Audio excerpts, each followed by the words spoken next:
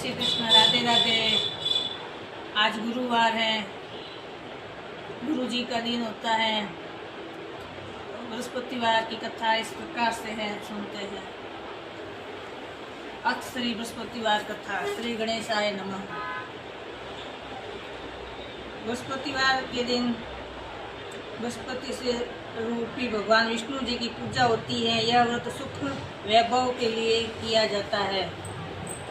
पूजा का विधि और विधान। दिन में एक समय ही भोजन करें, पीले वस्त्र धारण करें, पीले पुष्पों को धारण करें। भोजन भी चने की दाल का होना चाहिए, नमक नहीं खाना चाहिए। इस दिन पुरुषों को बाल या दाढ़ी नहीं बनवानी चाहिए। पीले रंग का फूल, चने की दाल, पीले कपड़े तथा पीले चंदन से पूजा करनी चाहिए। पूजन के पश्चात कथा सुननी चाहिए।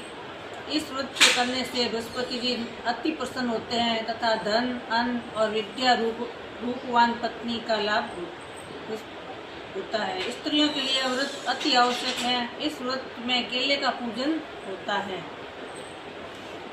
कथा। किसी गांव में एक साहूकार रहता था, जिसके घर में अन्न, वस्त्र और धन किसी की कोई कमी नहीं थी। परंतु उसकी स्त्री बहुत ही कृपण थी, किसी भिखारी को कुछ नहीं देती, सारे दिन घर में कामकाज में लगी रहती। एक समय एक साधु महात्मा बृहस्पतिवार के दिन उसके द्वार पर आए और भिक्षा की याचना की। स्त्री उस समय घर के आंगन को लीप रही थी। इस कारण साधु महाराज से कहने लगी कि महाराज, इस समय तो मैं घर लीप रही हूँ, आपको कुछ नहीं दे सकती, फिर किसी अवकाश के समय आना। साधु महात्मा खाली हाथ चले गए। कुछ दिन के पश्चात वही साधु महाराज आए, उसी तरह भिक्षा मांगी। साहूकारनी ने उस समय लड़के को खिला रही थी। कहने लगी, महाराज मैं क्या करूं, अवकाश नहीं है, इसलिए आपको भिक्षा नहीं दे सकती। तीसरी बार महात्मा आए तो उसने उन्हें उसी तरह से टालना चाहा, पर साहूकारनी कहने लगी कि हाँ महाराज, यदि ऐसा हो जाए तो आपकी बड़ी कृपा होगी। साधु महात्मा जी कहने लगे कि अच्छा, मैं एक उपाय बताता हूँ। तुम बृहस्पतिवार को दिन चढ़ने पर उठो और सारे घर को झाड़ू लगाकर कूड़ा एक कोने में जमा कर दो। घर में चौका इत्यादि मत लगाओ। फिर स्नान का आदि करके घर वालों से कह दो, उस दिन सब हजामत अवश्य बनवाए। रसोई बनाकर चूल्हे के पीछे रखा करो, सामने कभी न रखो। सायंकाल को अंधेरा होने के बाद दीपक जलाया करो। बृहस्पतिवार को पीले वस्त्र मत धारण करो, न पीले रंग की चीजों का भोजन करो। यदि ऐसा करोगे तो तुमको घर का कोई भी काम नहीं करना पड़ेगा। साहूकारनी ने ऐसा ही किया। बृहस्पतिवार को दिन चढ़े उठी, झाड़ू लगाकर कूड़े को घर में जमा किया। पुरुषों ने हजामत बनवाई, भोजन बनाकर चूल्हे के पीछे रखा। वह सब बृहस्पतिवार को ऐसा ही करती रही।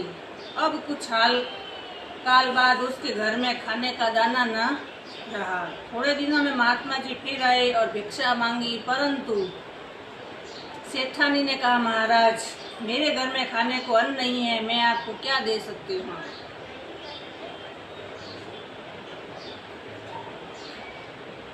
तब महात्मा ने कहा कि अब जब तुम्हारे घर में सब कुछ था तब भी तुम कुछ नहीं देती थी, अब पूरा का पूरा अवकाश है तब भी कुछ नहीं दे रही हो, तुम क्या चाहती हो वह कहो।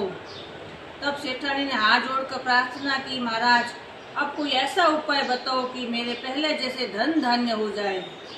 अब मैं प्रतिज्ञा करती हूँ कि अश्वमेव जैसा आप कहेंगे वैसा ही करूँगी। तब महात्मा जी ने कहा, बृहस्पतिवार को प्रातःकाल उठकर स्नान आदि से निवृत्त होकर घर को गौ के गोबर से लिपो तथा घर के पुरुष सजामत न बनवावे। भूखों को अन्न जल देती रहा करो। ठीक सायंकाल दीपक जलाओ। यदि ऐसा करोगी तो तुम्हारी सब मनोकामनाएं भगवान बृहस्पति जी की कृपा से पूर्ण होगी। सेठानी ने ऐसा ही किया और उसके घर में धन धान्य वैसा ही हो गया जैसा कि पहले था। इस प्रकार भगवान बृहस्पति जी की कृपा से अनेक प्रकार के सुख भोग कर दीर्घ काल तक जीवित रही।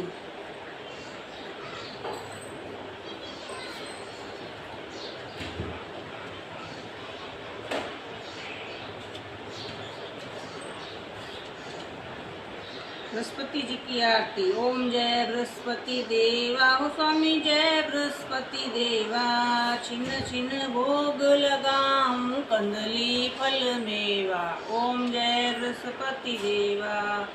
तुम पूर्ण परमात्मा तुम अंतर्यामी।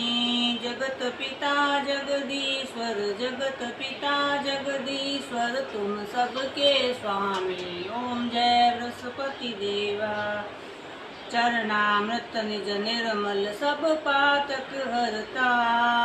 सकल मनोरथ दायक सकल मनोरथ दायक कृपा करो भरता। ओम जय बृहस्पति देवा।